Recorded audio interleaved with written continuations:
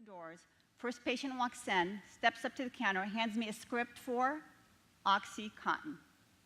Second patient follows, hands me a script for OxyContin. Third patient walks up and hands me a script for OxyContin. For the last decade, we have been in the midst of the worst drug epidemic in American history. Each year, overdoses from opioids like heroin, prescription pain medications, and other drugs claim countless lives. The overdose epidemic is the public health crisis of our time. Today, we're here to talk about how you can save someone from an opioid overdose. Fentanyl, a powerful synthetic opioid, is being illicitly made and added to other drugs by dealers without users' knowledge, increasing the risk of overdose. This really is the crisis next door because it can affect anyone. The word epidemic gets used a lot these days, but it may be the case that that word is not strong enough to describe this country's recent surge in opioid addiction. Tonight we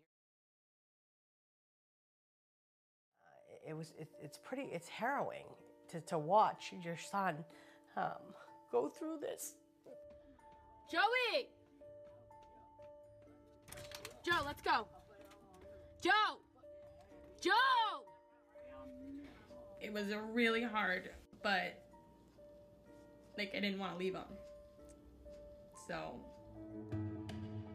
Today, more Americans are dying of overdoses than ever before. And this is the epicenter of that crisis. We're on a pace to have 800 people die this year due to overdose in our county. What's the percentage of the bodies that are in here right now that are overdose deaths from heroin or fentanyl? We are averaging 60 to 70% of our cases now are overdoses. Do you know anybody that's died? Yes. My boyfriend and my mom just died in January. You going through withdrawal right now? As you all know from personal experience, families, communities, and citizens across our country are currently dealing with the worst drug crisis in American history, and even, if you really think about it, world history. This is all throughout the world. The fact is, this is a worldwide problem.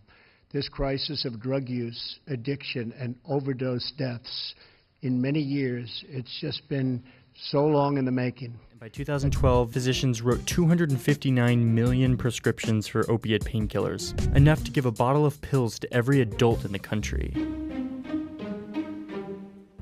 Since opiate painkillers are so addictive, millions of patients got hooked on the drug. And as use proliferated, many patients overdosed.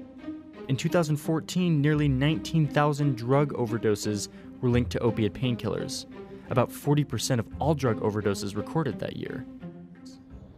You know, anybody who's grown up in America has known people who struggled with it, may have had some struggles of their own.